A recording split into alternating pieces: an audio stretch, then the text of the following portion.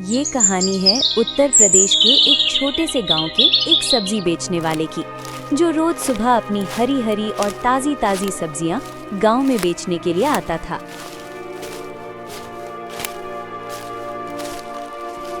सब्जियां ले लो, सब्जियां, ताजी ताजी सब्जियां। अरे भाई साहब, आपकी सब्जी सच में ताजी है या गांव वालों को बेवकूफ बना रहे हो? आप कैसी बात कर रहे हो? पहले मेरी सब्जियां तो देखो। मैं सुबह सुबह अपने खेतों से सब्जियां तोड़कर लाता हूँ। अरे ठीक है, जरा मैं भी तो देखूं तुम्हारी सब्जियां ताजी हैं या सूखी हुई हैं। अरे हाँ भाई साहब, आपकी सब्जियां तो सच में ताजी हैं और देखने में भी लाजवाब लग रही हैं। वैसे आपको क्या चाहिए? मुझे तो बैंगन बहुत पसंद है। आप ये बताओ, बैंगन कितने रुपए किलो दे रहे हो? देखिए भाई साहब, बैंगन तो 10 रुपए किलो है। चलो ठीक है, मेरे लिए 1 किलो तौल दो। राघव सब्जी देता है और आगे बढ़ता है। सब्जियां ले लो, सब्जियां, ताजी ताजी सब्जियां।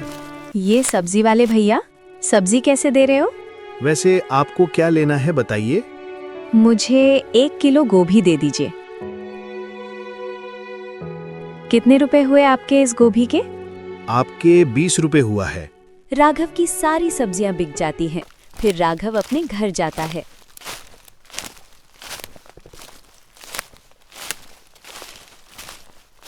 सुनते हैं अपने जो सब्जी बाजार से लाया था वो सारी सब्जियां खराब हो गई हैं। सुबह को बनाने के लिए सब्जी नहीं है।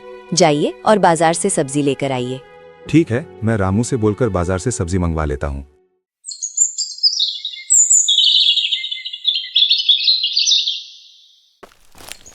अगली सुबह फिर राघव अपनी सब्जियां लेकर गांव जाता है।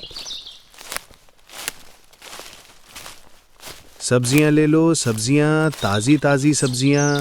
सब्जियां ले लो, सब्जियां, हरी हरी सब्जियां। अरे भाई, राघव इतना सुबह सुबह सब्जी लेकर आ गए। क्या करें मालिक, यही तो मेरे घर की रोजी रोटी है। करना तो पड़ेगा, वरना मैं और मेरा परिवार भूखे ही मर जाएंगे। तुम कितनी समझदारी वाली बात करते हो राघव। वैसे मेरी पत्नी कह रही थी बाजार से सब्जी लाने के लिए।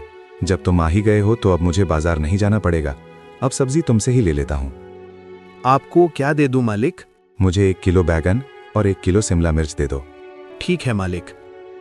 ये लीजिए मालिक, आपका 1 किलो बैंगन और 1 किलो शिमला मिर्च। और कुछ चाहिए मालिक? नहीं राघव, रहने दो, बस मुझे इतना ही चाहिए था। रोज की तरह राघव अपनी सब्जी गांव वालों में बेच देता है और वहीं उसके भाई का सब्जी कोई भी गांव वाला नहीं खरीदता।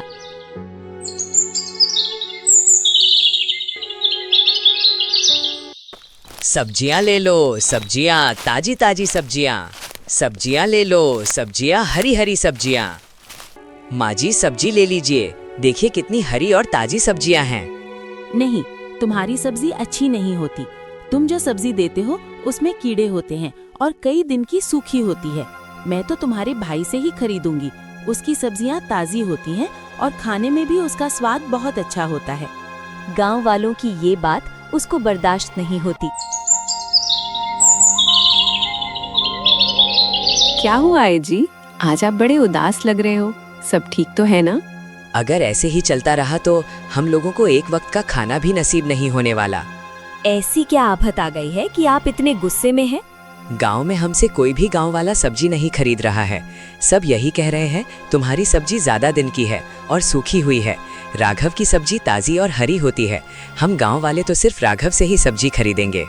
फिर दोनों मिलकर राघव की सब्जी बर्बाद करने की योजना बनाते हैं। उसी रात को रमेश राघव के खेत में जाता है।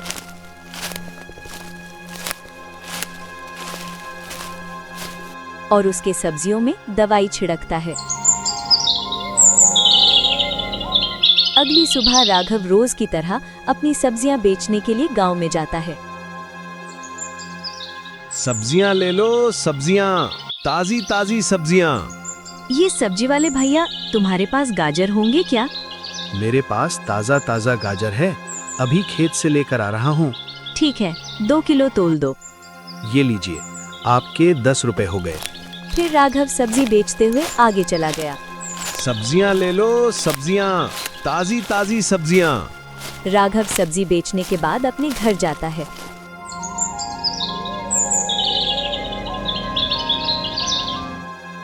फिर अगली सुबह राघव उठकर देखता है कि सारे गांव वाले उसके घर पर सरपंच को लेकर आए थे। सरपंच राघव को गुस्से से बोलता है, राघव, तुम गांव वालों को सब्जी में दवाई मिलाकर बेच रहे हो। इन सारे गांव वालों को देखो तो, इनकी तबीयत कितनी खराब हो गई है।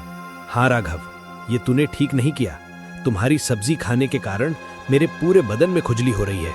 रामू भाई, मैंने ऐसा कुछ नहीं किया है। मैंने सब्जी में कोई भी दवाई नहीं मिलाया। मुझे नहीं पता नहीं ये सब कैसे हो गया। अरे राघव, तूने गलती भी किया है और गांव वालों से जुबान भी लड़ा रहा है। मुखिया जी, मुझे माफ कर दीजिए। आगे से ध्यान रखूंगा कि ऐसी गलती दोबारा ना हो। गांव वाले राघव को बहुत बुरा भला कहते हैं और राघव चुपचाप उनकी डांट सुनता है। गांव वालों की बात सुनकर राघव बहुत दुखी होता है। मैंने सब्जी में दवा नहीं मिलाया था। गांव वालों को ये बात मैं कैसे समझाऊं? मुझे कुछ समझ में नहीं आ रहा है। सुगंधा, मुझे पता है आपने दवाई नहीं मिलाया, लेकिन हमारी सब्जियों में दवाई किसने मिलाया होगा? मुझे तो लगता है हमारी सब्जियों में कोई दूसरा दवाई मिला रहा है। अरे हाँ, सही कह रही हो सुगंधा। ये सब होने से पहले परसों रात को मैंने रमेश को अपने खेत की तरफ जाते हुए देखा था। अगर वो ऐसा कर रहा है तो वो रोज की तरह वो आज भी आएगा। ठीक कह रही हो सुगंधा। आज रात हम भी खेत चलकर देखते हैं कि वो कौन है जो हमारी सब्जियों में दवाई डाल रहा है। रात को राघव और उसकी पत्नी खेत जाते हैं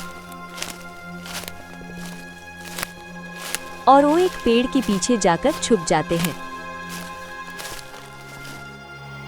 कुछ देर के बाद राघव का भाई रमेश अपनी पत्नी को लेकर खेत की तरफ आ रहा था। ये देखो जी, आपके भैया और भाभी के कारनामे। वे दोनों हमारे खेत में दवाई डाल रहे हैं। ये मेरा भाई इतनी गिरी हुई हरकत करेगा, ऐसा मैंने सपने में भी नहीं सोचा था। सुनो जी, अगर मेरी एक बात मानो तो जाकर अपने गांव से सरपंच जी को बुला कर लाओ। तब तक मैं इन लोगों पर नजर रखती हूँ। हाँ ठीक है, मैं जाकर सरपंच जी को बुलाकर लाता हूँ। तुम भी अपना ध्यान रखना, ठीक है? रामू, रामू, ये भाई रामू। क्या बात है? इतना चिल्ला क्यों रहे हो? सब ठीक तो है ना राघव?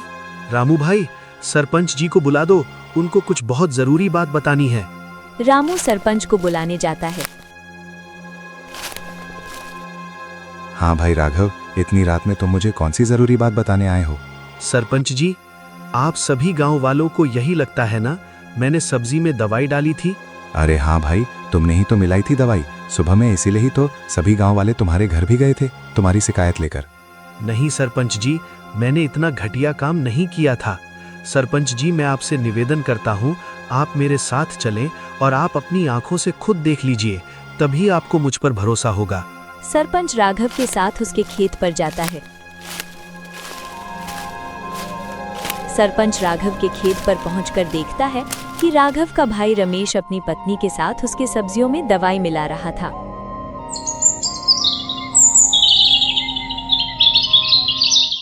अगली सुबह गांव के चौपाल पर पंचायत रखी जाती है। हाँ तो सुनिए गांव वालों, कल जो राघव के यहाँ बखेड़ा हुआ था उसमें राघव की कोई गलती नहीं थी। ये आप क्या कह रहे हैं मुखिया जी? राघव के इस घटिया हरकतों से हम सभी गांव वाले बीमार पड़ गए थे। हाँ भाई, मुझे भी ऐसा ही लग रहा था कि राघव ने ही ये सब किया है, परंतु कल रात को मैंने खुद अपनी आंखों से देखा, राघव का भाई रमेश अपनी पत्नी के साथ मिलकर राघव के खेत में दवाई मिला रहे थे। सभी लोग रमेश की तरफ गुस्से भरी आंखों से देखते हैं। क्यों भाई रमेश, मैंने कुछ गलत तो नहीं कहा इन गांव वालों के सामने? रमेश के पास कोई जवाब नहीं था। वे अपना सिर शर्म से झुका लेता है। तूने अपने पत्नी के साथ मिलकर भाई का फर्ज बहुत अच्छा निभाया है। अरे रमेश, तेरे जैसा भाई भगवान किसी को भी ना दे। देख रमेश, अभी भी वक्त है, सुधर जा और अपने भाई राघव और सभी गांव वालों से माफी मांग ले। देखो जी, आपको ऐसे बेकार लोगों से माफी मांगने की कोई जरूरत नहीं है। हमने कोई गलती नहीं की है। अरे भाग्यवान, तू थोड़ी देर चुप नहीं रह सकती? ये पंचायत है, अपना घर नहीं, समझी? अरे रमेश, तुम्हारे इस घटिया कारनामे के कारण तुम इस गांव में रहने के लायक नहीं हो। तुम अपने बेलगाम पत्नी को लेकर अभी के अभी इस गांव से बाहर निकल जाओ। रमेश अपने घर का सारा सामान के साथ अपनी पत्नी को लेकर गांव से बाहर निकल जाता है। राघव, हम गांव वालों को माफ कर दो। हम लोग बिना कुछ सच्चाई जाने हमने तुम्हें बहुत ही बुरा भला सुना दिया था। राघव सभी गांव वालों को माफ कर देता है। रोज की तरह वे अपनी सब्जी गांव वालों में बेचने लगता है। अब गांव वाले सिर्फ राघव से ही सब्जी खरीदते हैं। हमें इस कहानी से ये शिक्षा मिलती है कि हमें लालच नहीं करनी चाहिए।